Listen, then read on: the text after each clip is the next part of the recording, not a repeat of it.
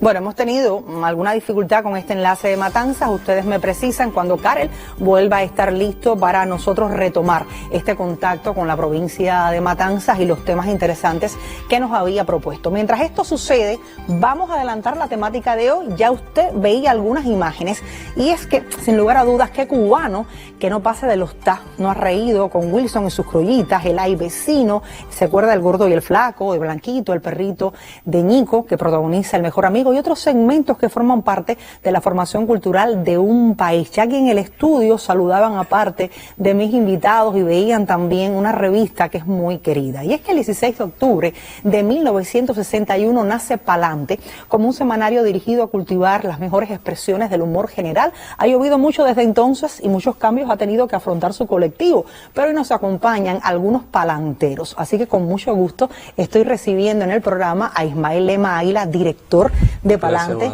caricaturista. Qué placer que esté con nosotros, y que también nos acompañe Daisy María Chon Quiñones, diseñadora, quien es una de las fundadoras prácticamente de Pa'lante, tiene muchísimas, casi fundadora. Como tiene historias, me estaba relatando algunas hace algunos instantes, pero nosotros vamos a acompañar hoy al público que sigue esta publicación, que recién celebró sus 62 años, hablando un tanto de por qué el nombre de Pa'lante y quiénes se nuclearon en torno a la publicación en aquellos primeros años. Sí, Pa'lante, ya lo dijiste, se creó en el año 61, un año muy especial. Hubo una transformación y sucesos de ese año importantísimos que dieron lugar a la posibilidad de que el periódico se pusiera en curso. Fue el año de la victoria de Girón, declaración de carácter socialista de la Revolución Cubana, y el año de aquella gesta tan importante cultural cubana que fue la campaña de alfabetización, que dio la posibilidad de que el pueblo, las personas, se cultivaran, aprendieran a leer y pudieran ver las páginas de un periódico que recién nacía, que tenía unos antecedentes, que pudiera hablarte después de ellos, pero que surgió precisamente para eso, para que el nuevo tipo de humor que acompañara al proceso revolucionario, a todas las campañas y las cosas que sucedían en esa etapa, se pudieran divulgar. Pa'lante, su nombre, bueno, viene de ahí, viene de una frase en aquel momento muy popular que decía pa'lante y pa'lante, atrás ni para coger impulso. Acompañada de otra también, que era una canción que se conoce un poco, la gente más mayorcita la conoce, que era aquella de Somos Socialistas, Pa'lante y Pa'lante. Todo eso tuvo lugar en el fervor del momento, y Pa'lante precisamente tuvo lugar como un periódico humorístico en aquella ocasión. Es decir, al crearse tenía...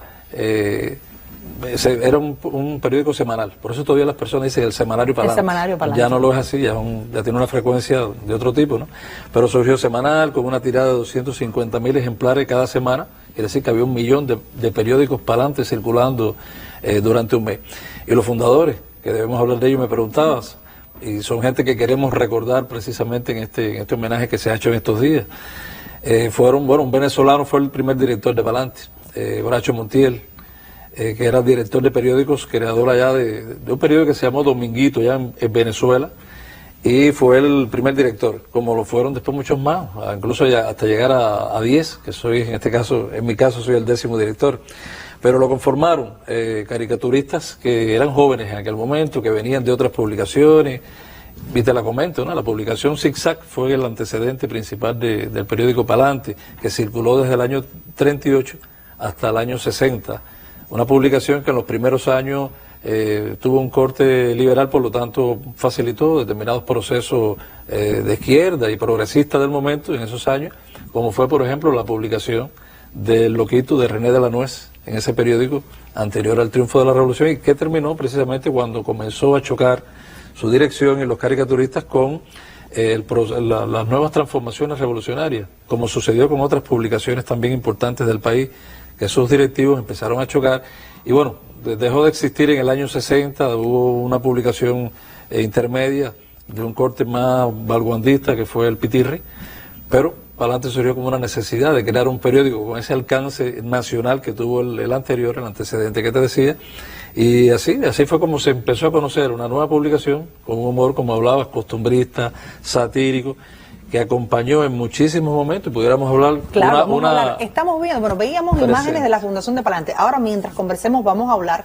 porque es que Palante tiene una conexión del pasado con el presente y, digamos, con el futuro, porque ustedes han logrado tener esa continuidad en la esencia de Palante. Después de 1959, con el triunfo de la Revolución Cubana, los humoristas cubanos tienen que crear un humor diferente al que había existido antes, porque forman parte de un proceso, de una sociedad en construcción, y ahí las mujeres también están presentes. Hábleme usted cómo fue formar parte de ese equipo de Palante. A ver, mi primer contacto con Palante fue cuando René de la Nuez, el caricaturista afamado, pero era en ese momento director del periódico, entonces quería conformar el departamento de diseño y fue a San Alejandro, que era donde yo estaba estudiando, y él escogió a varios estudiantes para que integraran el departamento de diseño. Entonces estaba Miriam, estaba Lloró, estaba yo, habían otros más, pero los escogidos fuimos nosotros tres. Entonces, a partir de Palante, yo me sentí orgullosa de conocer tantos caricaturistas famosos, Lillo, Wilson, Blanquito, y bueno, mi primer trabajo que me señalaron es ir a la primera brigada Venceremos que llegó a Cuba. Y nos dieron la tarea de mantener culturalmente a esa brigada. La primera brigada Venceremos, eso lo digo con orgullo, participé en esa brigada Venceremos en Caimito. Entonces después, mis experiencias en Palante me dieron para, a ver, una cosa importante que yo tengo en mi vida es haber hecho en el departamento de diseño el libro de Gerardo Hernández Nordelo, uno de los héroes de la República de Cuba, y junto con Miriam, que era la diseñadora también. Entonces juntas hicimos el libro. A mí aquello me llenó de orgullo, porque conocer que estaba haciendo, trabajando con las caricaturas, que en ese momento él estaba en prisión. Y él enviaba y ustedes hicieron Adriana tenía muchas caricaturas y ella trabajó con nosotros, la esposa qué bien, de Gerardo. Y entonces para mí fue un orgullo hacer el diseño de ese libro. Aparte de todo, orgullo también es que el que presentó el libro ya hecho, fue Fidel Irobel Sánchez, que ya recientemente falleció, pero fue una emoción tan grande de que Fidel presentara ese libro, que a ver, tantas emociones me ha dado para adelante, que seguimos enumerando las emociones. Otra emoción fue que la primera vez que un periódico salía en forma digital, con todas las programaciones y todo, porque hasta ese momento habíamos hecho el libro manualmente, el libro no, la publicación que pudiéramos física, tocar. Era todo pegado, con las letricas pegadas, todo aquello era agobiante, y pasamos por primera vez a digital. Y esa experiencia, Palante entonces inauguró las publicaciones digitales en nuestro país. Pero Palante también tiene otros récords. ¿Qué inauguró además? El periódico a todo color, por primera vez en el 2020, que se le dio la primicia también por arriba de las otras publicaciones del país. Ahí tiene o sea, orgullo de Palante. Orgullo de Palante. Incluso coincidió con el inicio de la pandemia. Precisamente en ese mismo mes comenzó esa publicación que, como decía, fue un reto importante. ¿La tenemos acá? Son estas publicaciones que están aquí. Son estas publicaciones. Bueno, las cámaras las van... Esta fue la publicación primera que se hizo en ese momento. En colores. ¿Dónde vamos a mostrarla? Por arriba de las demás publicaciones. Bueno, aquí estamos conociendo de la historia de Palante. Y es que, sin lugar a dudas, Palante ha sido un permanente cronista de la vida del país. Y a través de toda la colección de archivos pueden recorrerse las alegrías, preocupaciones del pueblo.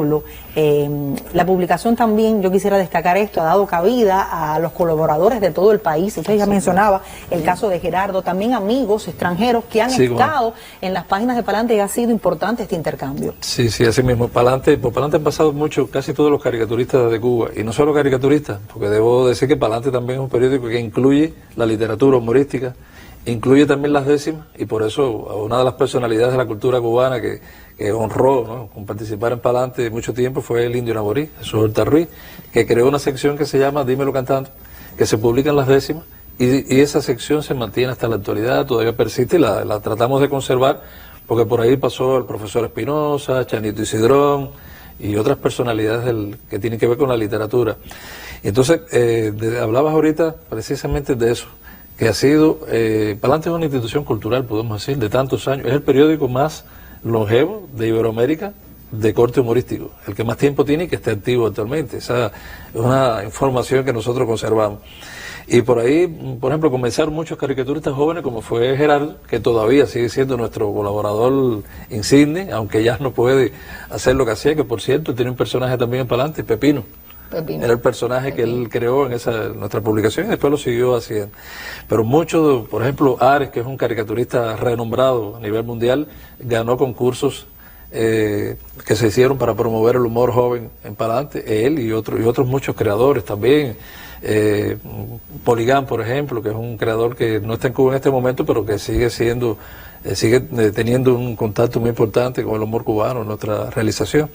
Y así, son tantas las personas en realidad que han pasado por la publicación que nosotros, en este caso, celebrando el homenaje y el aniversario, de verdad que estamos muy orgullosos de que haya sucedido, y queremos además continuar promoviendo esa. Te hablaría más adelante quizás de la transformación que estamos haciendo. Exactamente, es que Palante a través de estos años también ha devenido escuela formadora de varias generaciones de jóvenes humoristas. De ellos estaremos hablando en los próximos minutos y los retos y desafíos, por supuesto, que tiene una publicación que ha sabido adaptarse a los contextos. Nosotros continuamos en tiempo real. Gracias a Dania por estar con nosotros en estos primeros minutos, porque después así ya va a ser ocupada por también otro palantero que tiene mucho que aportar a esta conversación. Usted continúe con nosotros en la revista informativa en tiempo real.